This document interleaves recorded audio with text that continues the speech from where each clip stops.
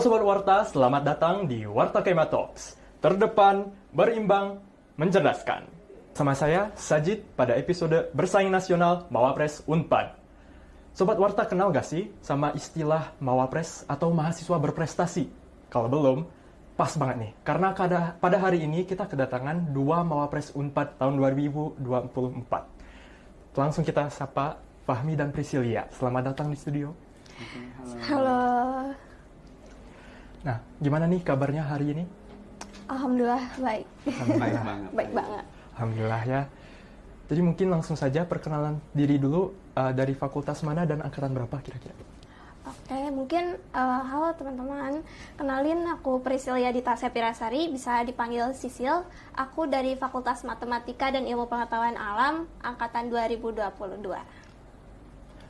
Oke, kenalin teman-teman, aku Fahmi Nur Alim. Aku dari Fakultas MIPA juga, dan aku di jurusan Kimia, angkatan 2021.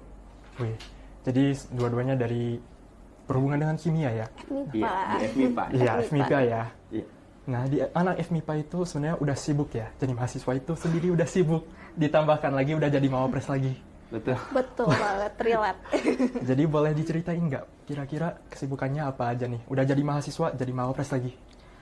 Waduh, sebenarnya untuk kesibukan aku sendiri sekarang tuh Pilmapres nasional ya, itu mungkin yang utamanya banget, karena itu emang beban utamanya banget lah gitu. Terus selain Mawapres juga kita juga lagi prepare untuk lomba internasional gitu ke Seoul. Wah, mungkin dari Pak. Oke, jujur ya kalau sebenarnya dari aku sendiri juga sama kayak Priscilla, karena pertama kami itu satu project di lomba itu. Jadi kita nanti ada lomba ke Korea itu dalam waktu dekat ini. Lombanya bentuk riset gitu di Korea sana. Dan juga tadi sama kayak kita juga lagi nyiapin buat Pilmapres nasional, awal nasional, karena kami sekarang lanjut gitu buat tahap selanjutnya gitu sih. Wih, keren banget ya. Jadi ditambahkan lomba udah mau jadi mawapres nasional ya? Betul. Keren banget nih. Nah, kan udah sibuk banget nih ya. Kok bisa punya motivasi buat jadi mawapres? Kira-kira kenapa motivasi, kenapa alasannya pengen jadi mawapres itu? Sebenarnya lebih ke dampaknya juga sih. Aku pengen kehadiran aku tuh nggak cuman buat personal akunya sendiri gitu, tapi aku pengen bisa berdampak juga buat orang-orang di sekitar aku gitu. Sebenarnya nggak pernah kepikiran untuk jadi mawapres sebelumnya, tapi karena waktu dulu itu udah dikejar-kejar juga sama prodi untuk maju di Pilmapres dan benar-benar disupport di perlombaan. Jadi mungkin di tahun ini aku coba all in yang aku bisa demi ngebanggain prodi aku gitu. Mungkin dari Fahmi? Oke, kalau dari aku sebetulnya ini ada 2 alasan utama ya. Jadi pertama, I want to be my best version gitu ya, in the present gitu. Jadi kayak bagaimana caranya aku bisa jadi lebih baik lagi dari hari ini, dari hari sebelumnya juga gitu. Dan aku rasa bahwa Pilmapres ini jadi motivasi aku untuk bisa lebih baik lagi dan juga bisa lebih bermanfaat. Jadi kayak ada panggilan sebetulnya ketika daftarin itu. Nah, jadi mungkin motivasinya itu biar bisa memperbaiki diri sendiri dan membanggakan mungkin prodinya juga. Betul. Betul. Keren banget nih. Nah, sekarang kan motivasinya udah ada nih. Nah, pasti bakal masuk seleksinya. Nah, bisa diceritain nggak proses seleksi mawapres itu kayak gimana sih? Oke, mungkin kalau dimulai dari tahap fakultas dulu kali ya. Kan nanti dari tiap prodi itu mengirim delegasinya gitu, terus masuk ke tingkat fakultas. Nah, biasanya di tingkat fakultas ini, rata-rata yang aku tahu emang timeline-nya sangat-sangat mendadak gitu. Kita harus nyiapin naskah produk inovatif, terus harus nyiapin capaian unggulan dan segala macamnya gitu dalam waktu hanya seminggu gitu rata-rata gitu. Nah, setelah dari situ kita masuk ke presentasi dan emang final dari fakultas. Nanti dari fakultas dikirim biasanya 2 orang sarjana dan 2 orang vokasi untuk didelegasiin ke tingkat universitas gitu. Nah, di tingkat universitas ini seleksinya ada seleksi awal, terus seleksi berkas dulu, terus setelah seleksi berkas nanti ada seleksi finalnya untuk penentuan juaranya, dan nanti yang juara satunya aja gitu yang bakal mewakili Unpad di tingkat wilayah gitu. Nah, wilayah ini ketat juga karena kita wilayah yang Jabar Banten itu kan tahu sendiri ada ITB, IPB gitu. Dan emang itu kita bersaingnya ketat juga gitu di situ. Mungkin aku nambahin sedikit ya, bahwa di rangkaian Pilmapres itu tuh ada beberapa yang perlu kita siapkan. Mungkin kayak naskah, bentuknya kayak kalau misalnya teman-teman ikutan karya tulis gitu ya. Nah, kurang lebih kayak gitu. Cuman bedanya dia lebih komprehensif dan juga lebih holistik gitu ya, jadi kayak saling berkesinambungan. Kemudian juga ada namanya rekam jejak kita gitu, atau sebutnya capaian unggulan. Nah, capaian unggulan itu tuh kayak apa yang selama kita mahasiswa tuh dapatkan gitu, entah itu misalnya kayak penghargaan, perlombaan, atau karir organisasi, itu semuanya ada nilainya gitu, ada nilai dalam bentuk angka. Dan yang terakhir itu adalah English. Jadi kayak kita selain dari kedua itu, kita juga bagaimana cara improve English gitu ya, especially kalau kita ngobrol gitu, dan juga kita present sebuah solusi atau kayak sesuatu gitu ya, terutama di fokusnya SDGs ya, yang dalam deliver itu dalam bahasa Inggris gitu dan kayaknya. Gitu. Jadi ada persiapan gitu ya, harus disiapin keunggulannya gitu, Betul. di lomba gitu. Terus pertama di prodi, terus di fakultas ya. Ya. Pertama di fakultas, terus ke tingkat yang lebih tinggi. Iya. Keren banget ya, Kak. Nah, mungkin kan sudah melalui prosesnya ini. Nah, dari mulai proses sampai sekarang itu apa aja sih tantangan menjadi Mawapres itu? Oke. Kalau dari aku sebenarnya tantangan utamanya banget tuh timelinenya yang sangat mendadak itu, karena aku juga punya kesibukan lain. Aku juga sebagai mahasiswa teknik itu emang lumayan padat banget. Jadi agak susah untuk menyesuaikan waktu dengan timeline yang sangat mendadak gitu. Tapi ya itulah tantangannya gitu. Kalau aku nggak nekat, mungkin aku juga nggak akan ada di posisi sekarang gitu. Terus tantangan lainnya, karena aku di sini masih mahasiswa semester 4 ya gitu. Dibandingin mahasiswa-mahasiswa dari delegasi universitas lain itu ada dari tingkat akhir gitu. Mungkin pencapaian aku tuh belum sebanyak itu gitu. Jadi ya gimana caranya aku memaksimalkan potensi yang ada, meskipun aku masih sesingkat itu gitu di universitas, tapi at least aku berusaha untuk menghasilkan atau memaksimalkan yang aku punya gitu. Hebat sekali Kak Priscilia. Mungkin langsung dari Fahmi? Kalau dari aku mungkin agak sedikit beda ya kalau tantangannya. Jadi tantangan aku sejak waktu di awal waktu ikut Mawapres itu, pertama waktu itu aku kan Mawapres di bulan Maret, dan di Maret itu kebetulan aku lagi di luar negeri. Jadi bingung gitu. Sedangkan seleksinya itu harus offline.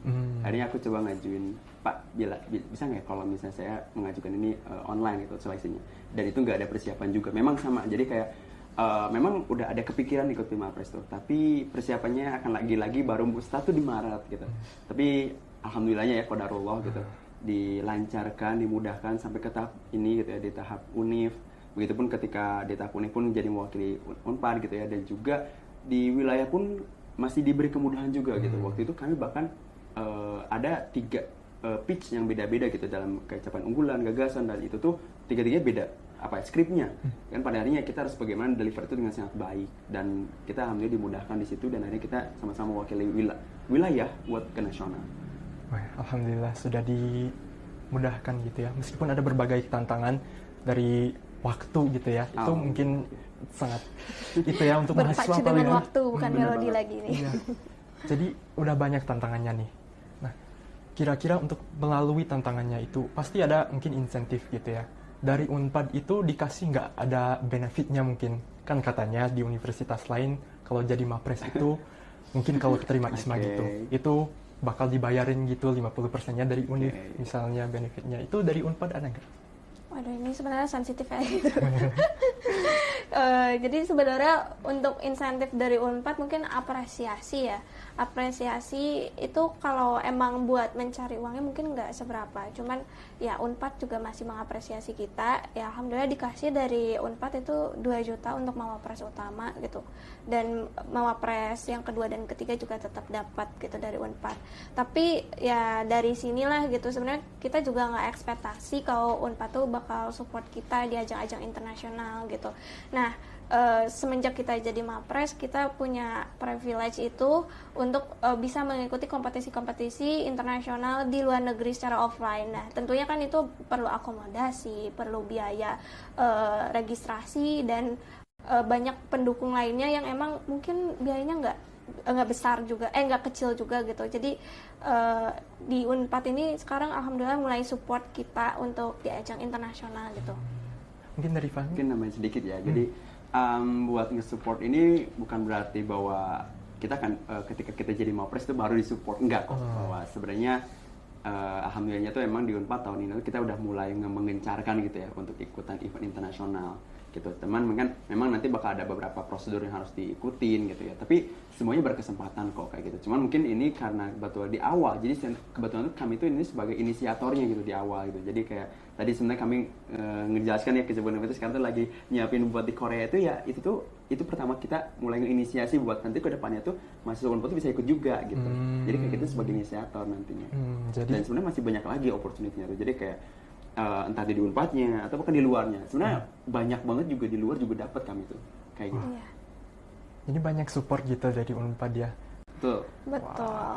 Nah mungkin bisa dikasih nih buat mahasiswa-mahasiswa yang pengen jadi mahasiswa berprestasi nih. Itu ada kesan pesan atau tipsnya gitu nggak?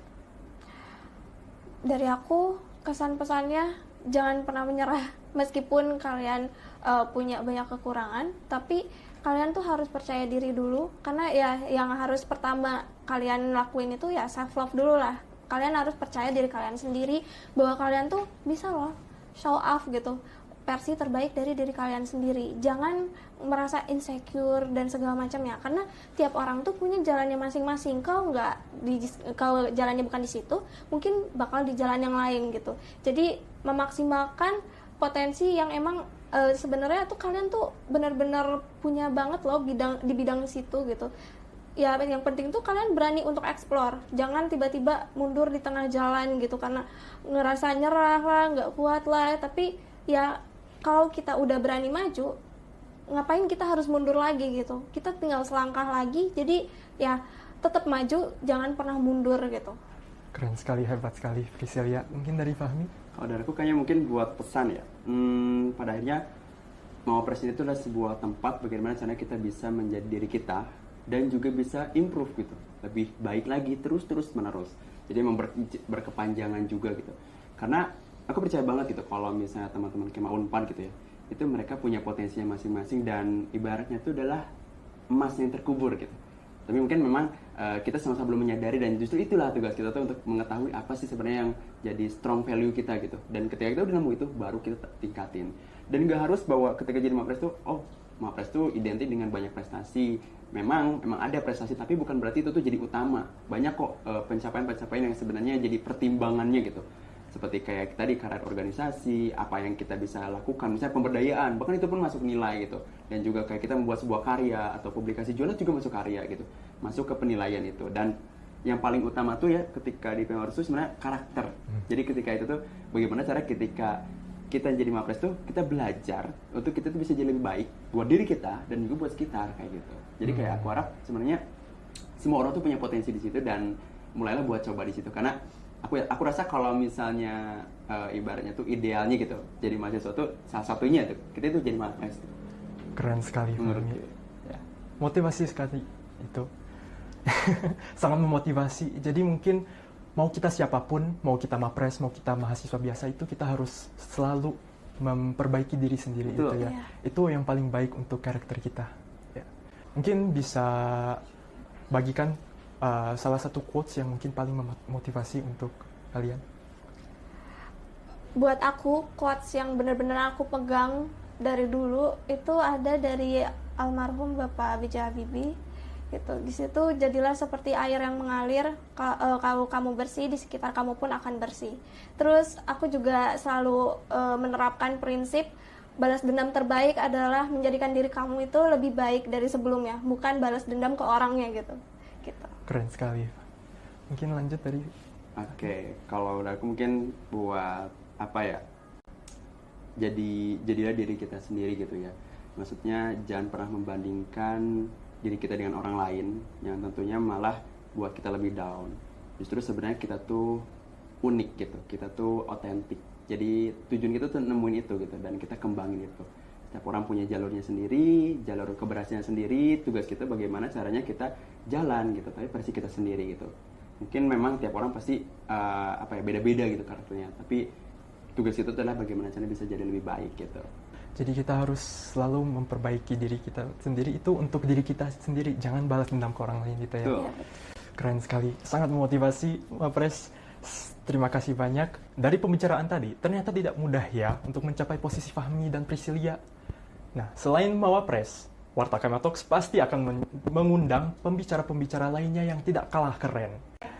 Saya Sajid pamit undur diri. Warta Kema Talks, terdepan, berimbang, mencerdaskan.